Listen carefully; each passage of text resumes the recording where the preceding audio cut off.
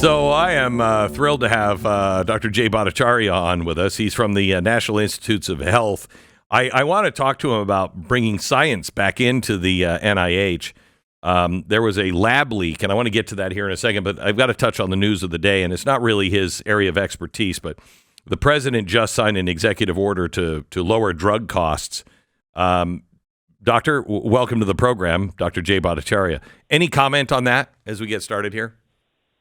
Sure. It's actually something I studied in a past life when I was a professor. The difference in drug prices between the United States and Europe is sharp and alarming, and has been persistent for decades. The Americans pay sometimes between 2 to 5 times, sometimes as high as 10 times the price of the same drug as Europeans do.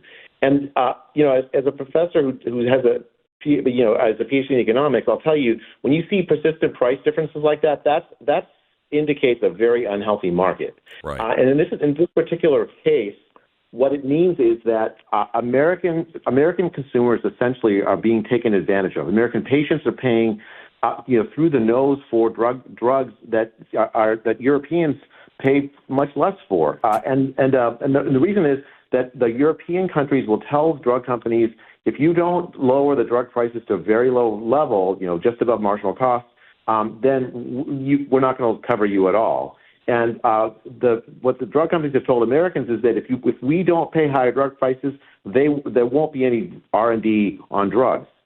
What the president's executive order does is tells Europeans, look, this is not fair to Americans. This is actually lowering the investment that we ought to be making on R&D for drugs. And so that they should be paying prices that are equal to the level that Americans pay. And Americans should be paying much lower prices than we do pay, much closer to competitive prices. It's a huge move forward. And now what we'll have to see is what Europeans do and what the drug companies do in response. But to me, I've been hearing about this problem for decades. It's the first time I've seen a president really take a big step forward to try to address it. I mean, as somebody who is in, research for a very long time, doesn't the promise of AI, AGI, ASI lessen this whole thing of we need gobs of money to be able to do R&D? Because that should, in maybe 5 years from now, begin to cut those costs dramatically, to take that chair away from the table, or put that chair back into the table, if you will. Yeah, no, that is actually a quite promising thing. So, just to give one example, there's this technology called AlphaFold that allows scientists to much more easily understand how proteins will fold on each fold, and as a result, hopefully anyways, dramatically reduce drug development expenditures. Drug development is always going to be expensive because you still have to run randomized large-scale clinical trials, and those are going to be expensive. But the initial steps of drug development with AI, and as well as the clinical trials, are going to be much more efficiently run over time. The idea that you need to have trillions of dollars, tens of billions of dollars to develop a single drug, we hope will become a thing of the past. In any case, there's no reason why Americans should be shouldering the burden for the whole rest of the world. The developed world should be bearing this burden together. Let me switch. I originally reached out to you because I wanted to talk to you about the HHS halting work at high-risk infectious disease labs around the world. And I can't believe this is true, but you tell me. So there was an incident that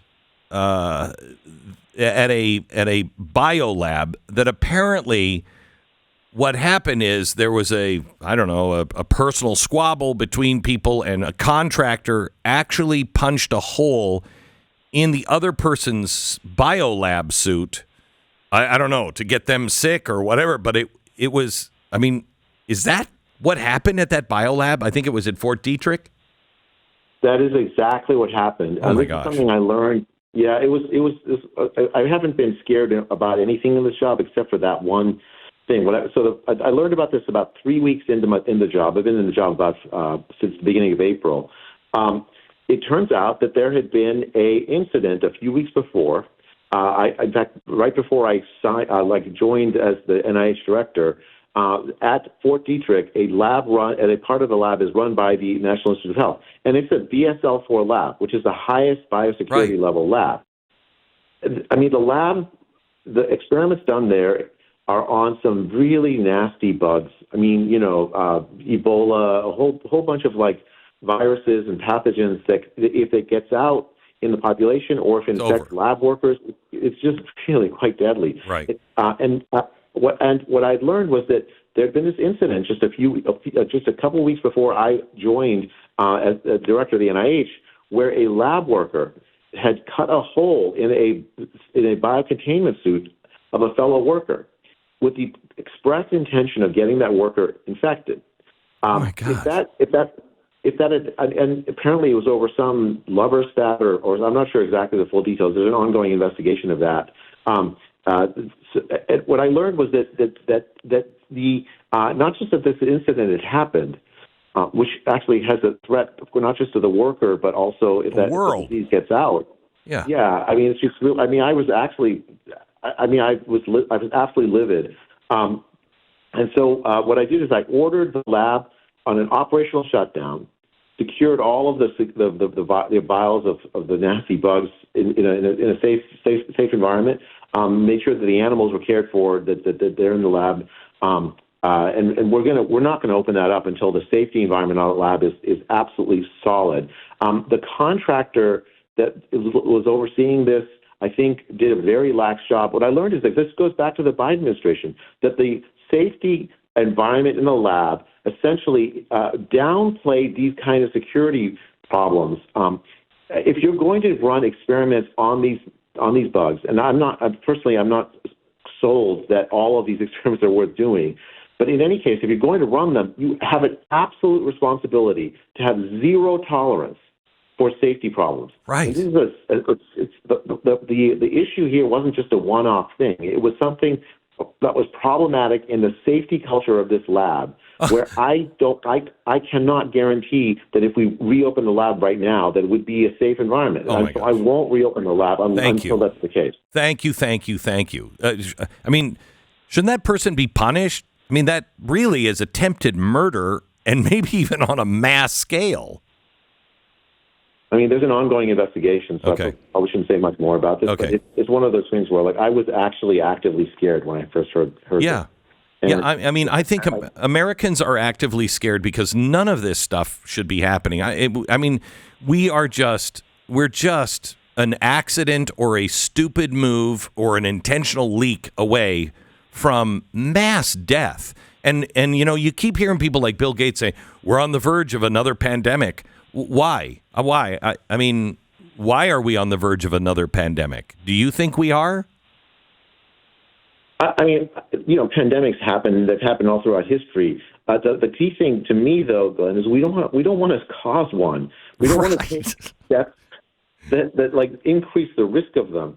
The irony of this past pandemic, the COVID-19 pandemic, is that it was very likely caused by actions aimed at stopping pandemics from happening.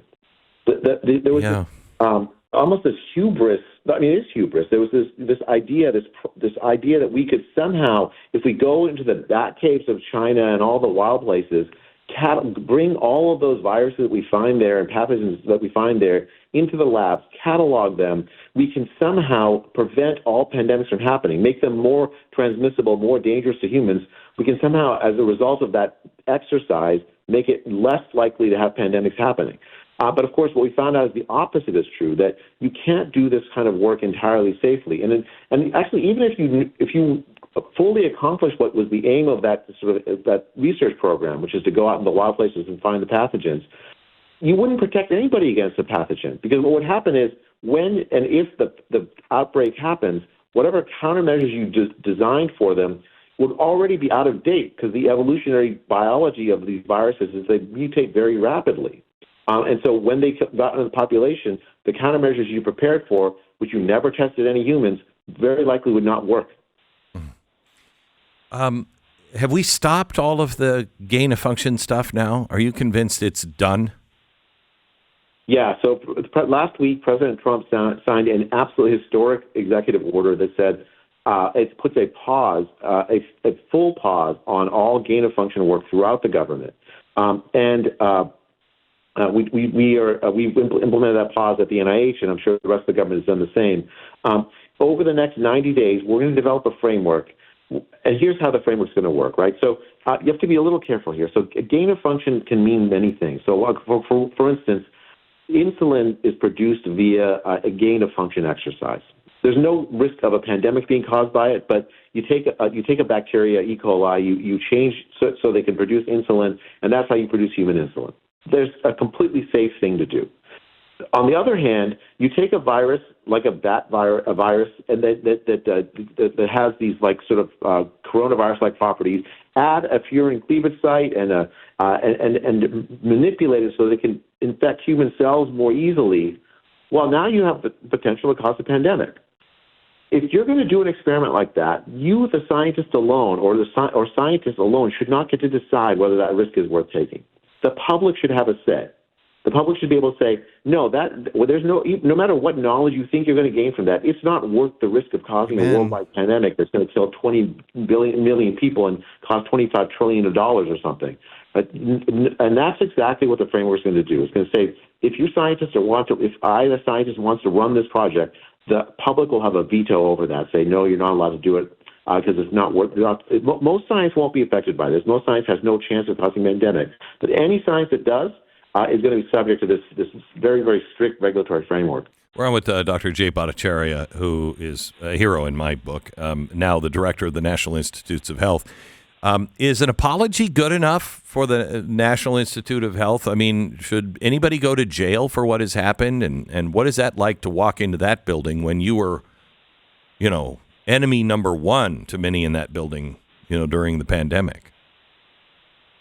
Glenn, it's been interesting. It's certainly a big turn of fate where I was sort of the subject of devastating takedowns and called all kinds of names by folks who were in this building where I now lead. But at the same time, I found many, many excellent scientists, many people devoted to the advancing human knowledge for benefiting for the benefit of all people. Most scientists are like that. They're not trying to create havoc. And so I've been trying to find allies, and I found a lot of allies in the building. You asked what should happen, regarding apologies.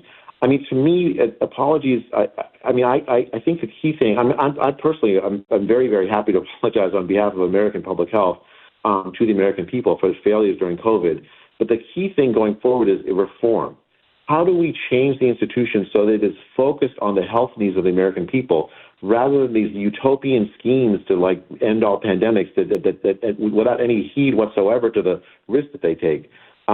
Science is very, very powerful kind of idea and institution, but it needs to be focused on real human needs, real health, and in particular for the NIH, real human health needs.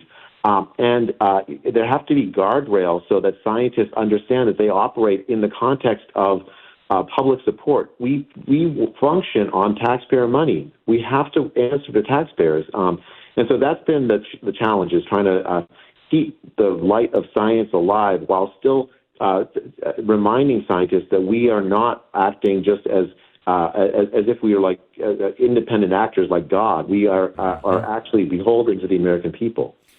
Dr. J. Bhattacharya, unfortunately have to take a network break. I would love to have you back for a longer podcast. Thank you for everything you did during the COVID nightmare, and thank you for standing up so strongly now, and congratulations on being our director of the NIH. Thank you, Glenn. So good to talk. God bless you. Bye-bye.